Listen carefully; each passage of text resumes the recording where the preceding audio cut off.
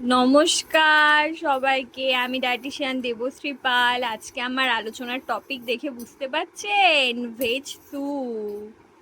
আজকে আমার আলোচনার টপিক ভেজ ঠিক নয়, একদম পিওর, পেঁয়াজ দেয়া আছে, পুরো ভেজ বলা চলে না আমাদের মতে। তো আজকে আমরা জানবো যে স্যুপের হেলথ বেনিফিটস কি আর কারা কারা স্যুপ খেতে পারে সেই সম্পর্কে। দেখি আমিও একটু টেস্ট করি, একটু টেস্ট করে যাক। হুম, দারুণ টেস্টি, হেভি লাগছে খেতে। আর একটু খেয়ে দেখি। উম, দারুণ। তাহলে স্যুপের হেলথ বেনিফিটস কি আছে আমাদের? তো স্যুপের মধ্যে প্রচুর পরিমাণে শাকসবজি থাকছে, তো সেটা আমাদের স্বাস্থ্যের জন্য যথেষ্ট ভালো। তার কারণ শাকসবজি মানিয়ে আমরা সেখান থেকে যেমন ফাইবারটাও পাচ্ছি, বিভিন্ন রকমের অ্যান্টিঅক্সিডেন্ট পাচ্ছি। যেমন গাজর আছে, গাজর থেকে আমরা বিটা ক্যারোটিন পাবো, যেটা হলো ভিটামিন এ প্রোভিটামিন। তাছাড়াও আমরা এটার মধ্যে পালং শাক অ্যাড করতে পারি। তাছাড়াও বিভিন্ন রকমের সবজি, যেগুলো ফুলকপিও আমরা কিছুটা পরিমাণে অ্যাড করতেই পারি।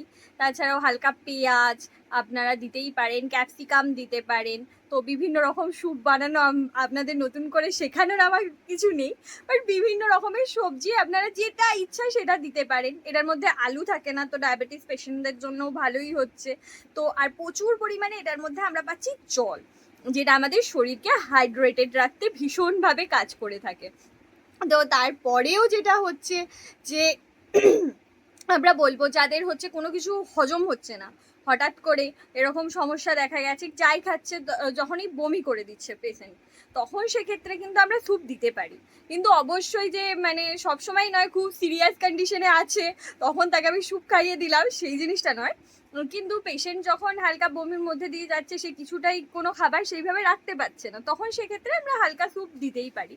তো সেক্ষেত্রে পেশেন্ট ওটাকে ইজিলি হজম করতে পারবে, যেহেতু এটা একটা আমাদের লিকুইড ডায়েটের মধ্যে পড়ছে। তো আপনারাও খেতে পারেন সবাই। যারা ওয়েট লুজিং করছেন তাদের ক্ষেত্রেও স্যুপ একটা আদর্শ খাবার, যে এরকম ইভিনিং টাইমে কিছু মনে হচ্ছে যে কি খাবো, ভাল লাগছে না, তো অবশ্যই খেতে পারি। অনেকে আবার স্যুপ খেতে ভালোবাসে, অনেকে আবার খুব একটা ভালোবাসে না স্যুপ খেতে। তো হালকা, যারা হাইপার টেনশনের পেশেন্ট আছে তাদের ক্ষেত্রে আমি বলবো যে হালকা হালকা একদম খুবই সামান্য নুন দিয়ে খেতে। যাদের কিডনির পেশেন্ট তাদের ক্ষেত্রেও নুনের রেস্ট্রিকশন আছে, তো খুব বেশি স্পাইসি করে খাওয়ার দরকার নেই। তবে এমনি সাধারণ যদি হয়ে থাকেন তাহলে অল্প নুন দিয়ে, হালকা গোলমরিচ দিয়ে, গোলমরিচও আমাদের স্বাস্থ্যের জন্য অবশ্যই ভালো, তো খেতেই পারেন, কোনো রকম সমস্যা নেই।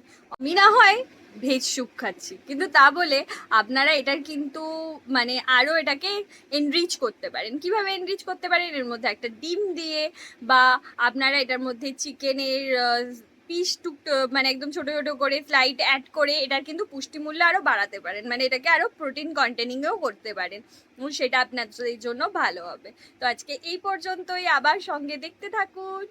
টাটার। যাদের প্রয়োজন তারা অবশ্যই ডায়েট চার্টটা নিয়ে নিন, যারা ডিজিজের মধ্যে দিয়ে যাচ্ছেন, অথবা যারা পুজো আসছে সামনে, স্লিম হবেন, ওয়েট গেইন করবেন।